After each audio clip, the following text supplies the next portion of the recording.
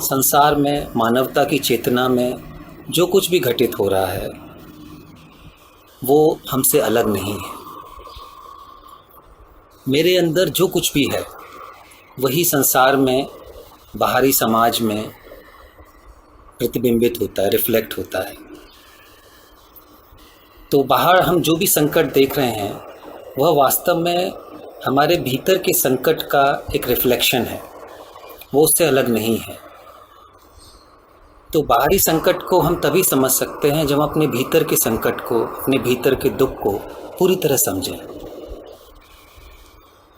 तो हमारा समाज, हमारा संसार जैसा भी है, यदि उसमें हिंसा है, उसमें गरीबी है, उसमें असमानता है, उसमें शोषण है, अथाह दुख है, तो केवल यह बताता है कि वो सब हमारे भीतर है। वह अपने आप से उत्पन्न नहीं हो गया है, वह किसी देवीय शक्ति ने उसको पैदा नहीं किया है। जिस तरह से हम अपना जीवन जीते हैं अपने घरों में, अपने साथ, अपने भीतर, वही बाहर संसार में, बाहर समाज में प्रतिबिंबित होता है। तो इसलिए हमें सरप्राइज नहीं होना चाहिए, आश्चर्यचकित नहीं होना चाहिए कि क्या हो रहा है बाहर। वह केवल एक दर्पण है बाहर जो हो रहा है संसार में, और वो दर्पण हमेशा बुला रहा है कि देखिए, इस आईने में आप खुद को देखिए। पर हम देखने से बचना चाहते हैं, हम उसे सीधे नहीं देखना चाहते हैं, क्योंकि देखना एक बड़ी तकलीफ़देह प्रक्रिया हो सकती है और हम सभी उससे बचना चाहते हैं। तो संसार एक आईना है जो हमें दिखाता है कि हम क्या हैं। हमारे परिवार एक आईना है। यदि हमारे परिवार में शांति है, प्रेम है, करुणा है, सहयोग है, तो वो बताता है कि वो हमारे भीतर है। और यदि किसी किस्म का मनमुटाव है, दुख है, अशांति है, तो ये बताता है कि हमारे अंदर कहीं ना कहीं कुछ ऐसा है जिसके बारे में हमें देखने की ज़रूरत है। तो जब कृष्णमूर्ति कहते हैं कि आप ही संसार हैं, संसार आप ही हैं, तो उनका इशारा स्पष्ट रूप से यही लगता है कि हम जहाँ कहीं भी हैं, चाहे भारत में हो, चाहे अमेरिका में हो, चाहे यूरोप में हो, चाहे मिडिल ईस्ट में हो, कहीं भी हो, हम मानवता के नाते उन सभी चीज़ों से गुज़रते हैं जिनसे हर कोई गुज़रता है। मैं भी दुख से गुज़रता हूँ। अमेरिका में जीने वाला व्यक्ति भी दुख से गुज़रता है। मिडिल ईस्ट में, फ़िलिस्तीन में, इज़राइल में जो मानव हैं वो भी दुख से गुज़रते हैं। हम सभी सुरक्षा की तलाश में हैं, हम सभी प्रेम की तलाश में हैं। कहीं भी कोई भी मानव हो, उसकी तलाश का जो केंद्र बिंदु यही है कि मैं सुखी हूँ, मैं सुरक्षित हूँ, मैं प्रेम को पा सकूँ। तो ये जो हमारी जिज्ञासा है, हमारी जो अभीप्सा है, हमारे जो डिज़ायर्स हैं, कामनाएं हैं, वो सब का एक कॉमन पूल है। वो जो मानव चेतना में ये सब कुछ एक साथ घटित हो रहा है। हो सकता है मेरा दुख किसी वजह से हो और आपका दुख किसी और वजह से हो, पर दुख का जो एसेंस है, दुख का जो सार है, वो एक ही है। इसलिए दुख में हम एक साथ हैं। हम सभी एक ही नौका के सवारी हैं, एक ही बोट में बैठे हुए हैं। हमें भ्रम हो जाता है कि मेरी नाव अलग है आपकी नाव से, पर हम सभी एक ही नाव बैठे हुए हैं। चाहे हमारा कोई भी स्तर हो, चाहे हम किसी भी बैकग्राउंड से हों, किसी भी पृष्ठभूमि से हों, संसार में जो कुछ भी हो रहा है हमारे समाज में, हमारे परिवार में, वो कहीं ना कहीं हमारे भीतर से, हमारी जो मन की अवस्था है, हमारी जो चेतना की अवस्था है, उससे जुड़ा हुआ है। तब हम एक अलग ढंग का उत्तरदायित्व महसूस कर सकते हैं, तब एक ऐसी जिम्मेदारी महसूस कर सकते हैं जो हमें एक मानव बनाती है। और दूसरी सबसे महत्वपूर्ण बात जो कृष्णमूर्ति करते हैं, संबंधों में हमारा जीवन है। हमारे जो संबंध हैं, आपसी संबंध हैं, चाहे हमारे परिवार में हो, चाहे मित्रों के साथ हो, चाहे प्रकृति के साथ हो, पूरे विश्व के साथ हो, संबंधों में ही जीवन है। और ये जो संकट है हम जिसका सामना कर रहे हैं वो संबंधों का संकट है, और इन संबंधों को समझे बिना हम इस संकट को समझ नहीं सकते हैं। हमारे संबंध आईने की तरह हैं, एक मिरर की तरह हैं, जो ये बताते हैं कि हम क्या हैं अपने भीतर से। तो इसलिए बहुत ज़रूरी है कि हम इन संबंधों को समझें, देखें कि इनमें क्या हो रहा है। और ये संबंध सिर्फ मानव के साथ नहीं, पशु पक्षियों के साथ, प्रकृति के साथ, हमारी नदियों के साथ, हवा के साथ, जितने भी तत्व हैं उनके साथ, और बहुत ही महत्वपूर्ण हमारे अपने भीतर के साथ, हमारे अंदर के जो विचार हैं उनके साथ हमारा संबंध, हमारी कामनाओं के साथ हमारा संबंध, हमारे भीतर जो भी उद्वेलन, दुख जिससे भी हम गुजरते हैं उनके साथ हमारा संबंध। तो इस संबंध को हम कैसे समझें, इसके बारे में कैसे सीखें? तो सीखने का जो सबसे पहला स्टेप है वह है गहराई से चीज़ों को देखना और सुनना। ये तो ऐसे माध्यम हैं जिसे प्रकृति ने हमें दिए हैं, जिनके द्वारा हम सीख सकते हैं। तो हम कैसे देखते हैं, हम कैसे सुनते हैं, ये बहुत ही महत्वपूर्ण है। सुनने में तो ये बहुत ही सरल चीज़ें लगती हैं, पर हमारी शिक्षा में इसके बारे में शायद ही जिक्र किया जाता है। अक्सर ये होता है कि जीवन में जो चीज़ें बहुत ही सरल लगती हैं और जिनको हम इग्नोर कर देते हैं वही बहुत ही महत्वपूर्ण होती हैं, जिनकी हम उपेक्षा कर देते हैं। अब ये जो घटना है सुनने और देखने की, ये बहुत ही महत्वपूर्ण घटना है। और ये सुनना और देखना सिर्फ इंद्रियगत प्रक्रिया नहीं है, ये हमारे पूरे अस्तित्व से जुड़ी हुई है। हम कैसे देखते हैं, क्योंकि अक्सर क्या होता है कि हमारे देखने में हमारे संस्कार, हमारा जो कंडीशन माइंड है वो आ जाता है। हमें जो कुछ भी सिखाया जाता है बचपन से, आप इस जाति में पैदा हुए हैं, आप इस धर्म में पैदा हुए हैं, आपका यह स्तर है, यह स्टेटस है, तो बचपन से ही ये जो संस्कार ग्रस्तता जो है, संस्कार बद्धता, उसकी प्रक्रिया शुरू हो जाती है। हमें बताया जाता है कि हम क्या हैं। लगातार हमारे परिवार में, हमारे जो माता पिता हैं, हमारा समाज, हमारा विद्यालय लगातार हमें बताता जाता है कि हम क्या हैं, और शायद हमें मौका ही नहीं मिलता है खुद से खोजने का कि हम वास्तव में क्या हैं।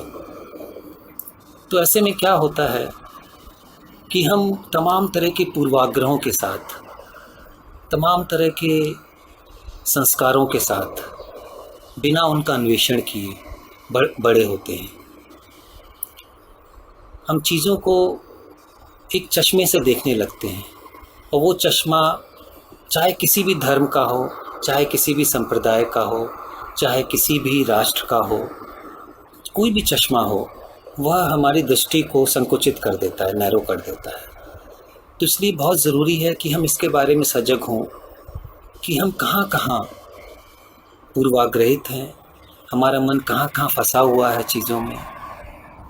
क्योंकि अगर हमें पता नहीं है कि हम एक ऐसी कैद में जी रहे हैं जो हमारे विचारों द्वारा ही पैदा की हुई है, तो हम कभी ये प्रश्न ही नहीं करेंगे कि हमें कैद से बाहर निकलना है। तो सीखने के लिए सबसे पहला चरण यही है कि हमें एहसास हो कि हमारा मन किस तरह से संस्कारबद्ध है, और संस्कारबद्धता में कोई ऊंच नीच नहीं होती है। अक्सर हम ये कह सकते हैं कि नहीं, मेरी संस्कारबद्धता आपकी संस्कारबद्धता से महान है, उसमें कहना चाहिए बहुत बड़ी अच्छाई है, पर ऐसा कुछ भी नहीं है। कोई भी जेल खाना हो, उसमें कोई हायरार्की नहीं होती है। अक्सर हम इस भ्रम में जीते हैं मेरी जो जेल है आपकी जेल से बेहतर है। नहीं, हम किसी भी जेल में रह रहे हों वो एक कैद है, वो एक ऐसा बंधन है जिससे हमें मुक्त होना है।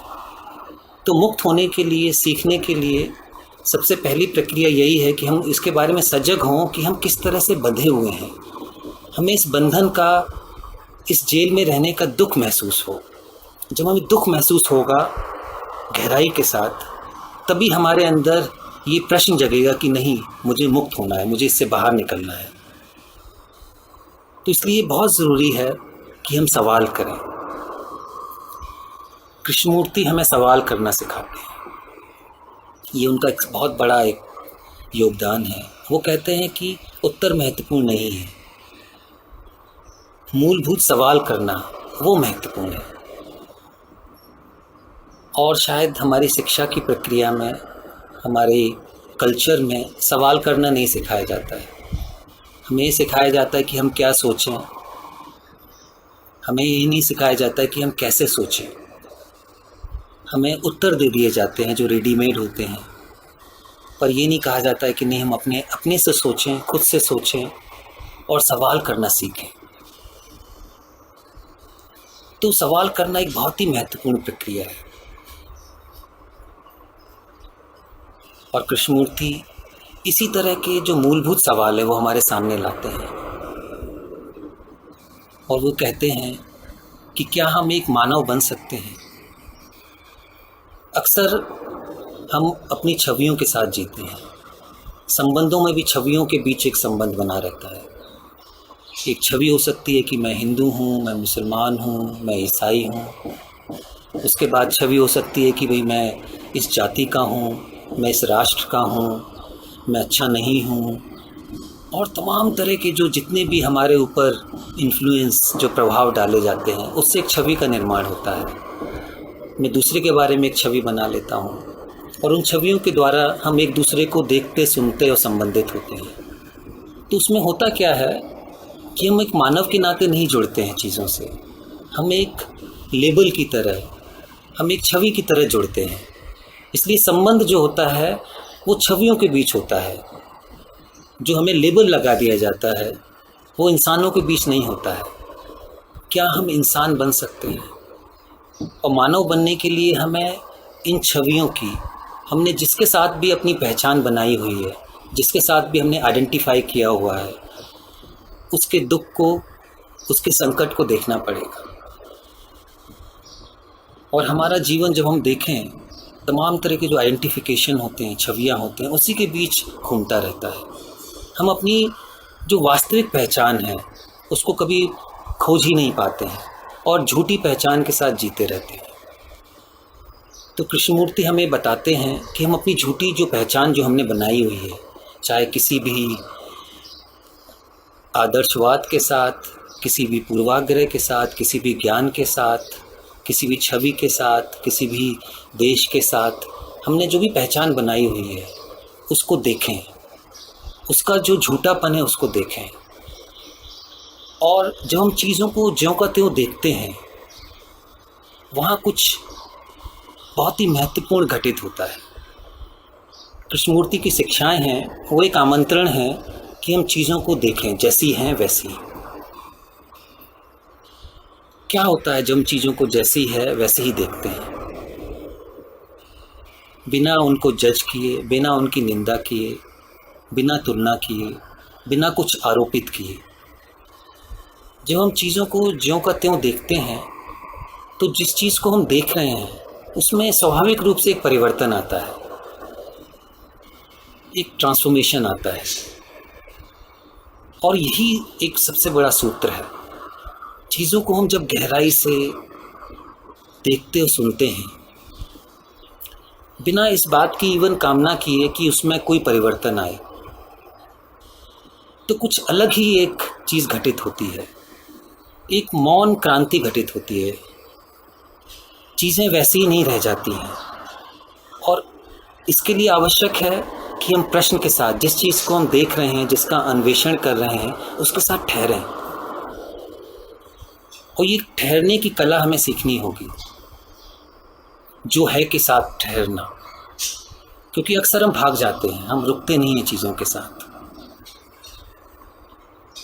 और जब हम चीज़ों के साथ ठहरेंगे, रुकेंगे, उनको देखेंगे, उनका अन्वेषण करेंगे, तब उनमें एक गहरा परिवर्तन अपने आप आएगा। मुझे याद आता है आइंस्टाइन ने जो एक बात कही थी कि जीनियस व्यक्ति क्या होता है। हम अक्सर सोचते हैं कि जीनियस वो होता है जो जल्दी जल्दी प्रश्नों के उत्तर दे दे, जितनी शीघ्रता से, जैसे कंप्यूटर एक गूगल उत्तर दे देता है तो गूगल ही सबसे बड़ा जीनियस है। पर आइंस्टाइन ने एक जो बात कही वो बहुत ही महत्वपूर्ण है। वास्तविक जीनियस, प्रतिभावान व्यक्ति वही होता है जो प्रश्नों के साथ ठहरता है एक लंबे समय तक। वो उनके उत्तर में शीघ्रता में नहीं पड़ जाता है, बल्कि एक सवाल के साथ जीता है, धैर्य के साथ उसको देखता है, अपनी पूर्वाग्रहों को हटाते हुए। तो यहाँ पर जब हम सवाल के साथ जीते हैं, उनको देखते हैं, सुनते हैं, अपने दुख के साथ जीते हैं, उस दुख को गहराई से समझते हैं, तब उस दुख में, उस संकट में अपने आप ही एक परिवर्तन आता है।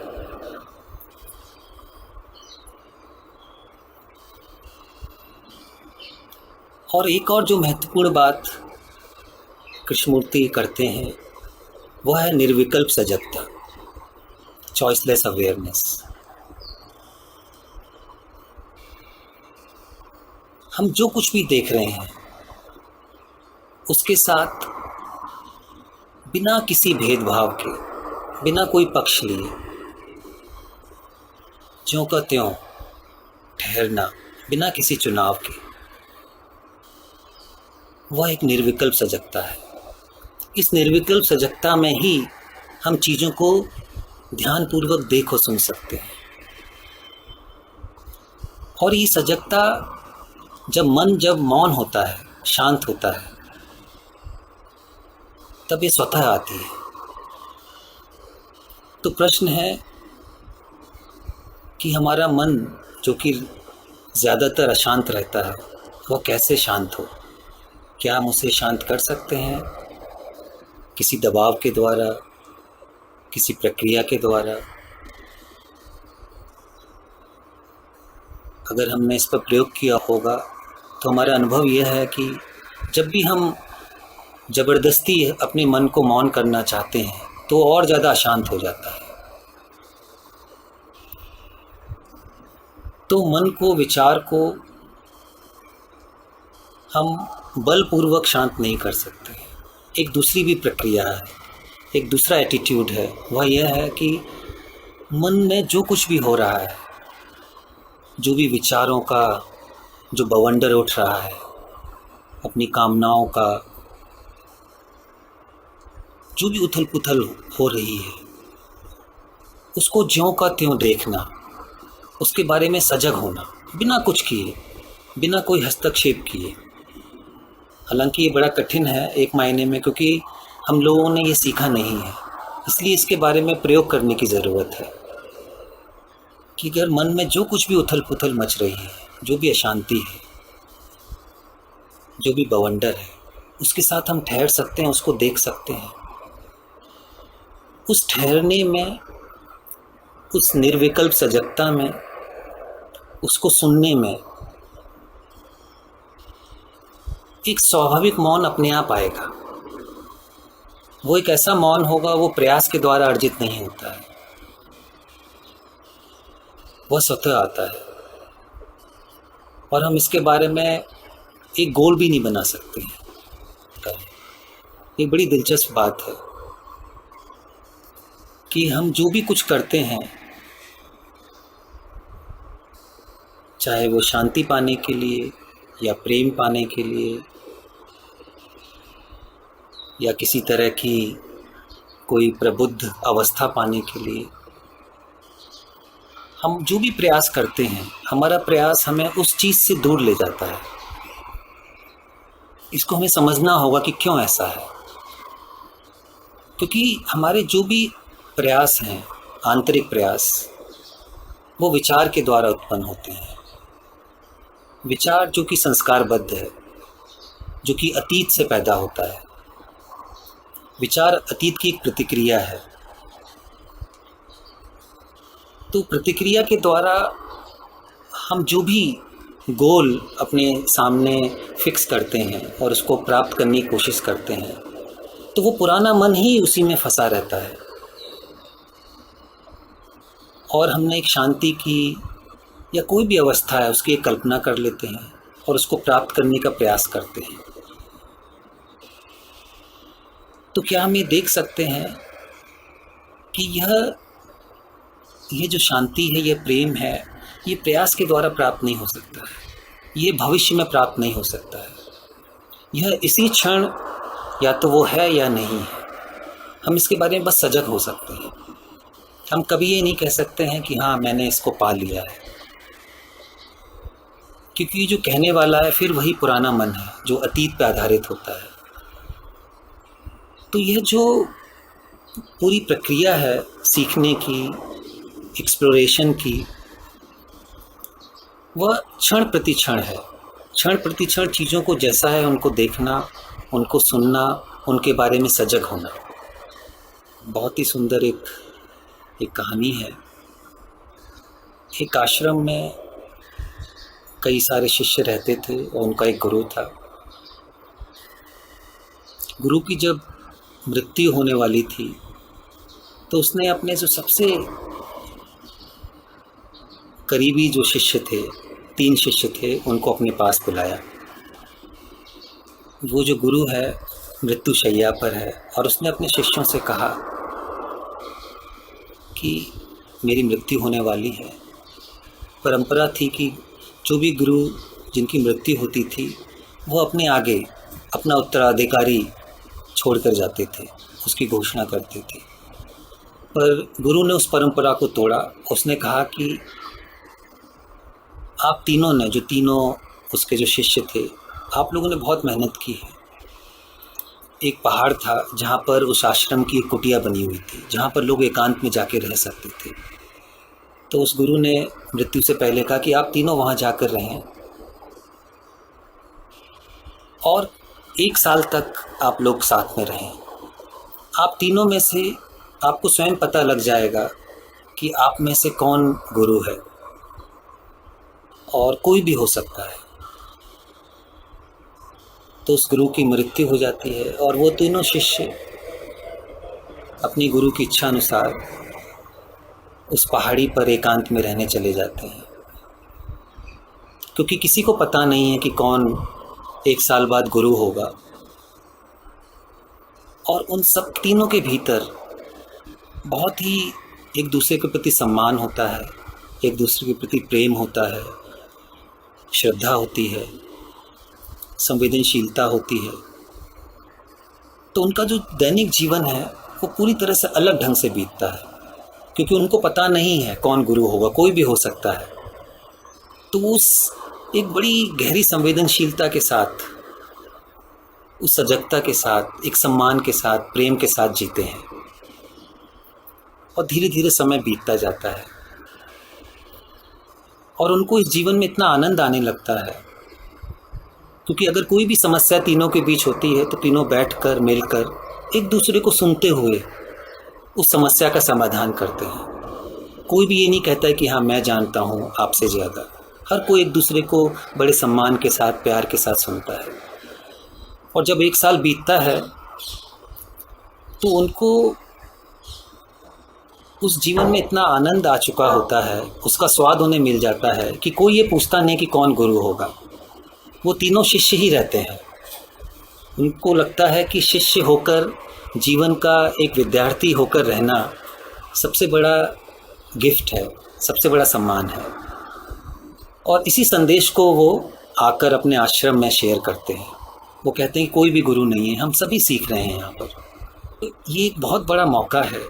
जैसे हम सभी लोग अपने अपने अभी घरों में हैं, कोई हो सकता है अकेले हो, कोई परिवार में हो, तो क्या हम एक दूसरे को इस गुणवत्ता के साथ जी सकते हैं, एक दूसरे को देख सकते हैं, हमारे भीतर का जो वास्तविक सार है, एसेंस है, उसके साथ कनेक्ट होते हुए जी सकते हैं। उस प्रेम के साथ, सम्मान के साथ एक दूसरे को सुनना, देखना।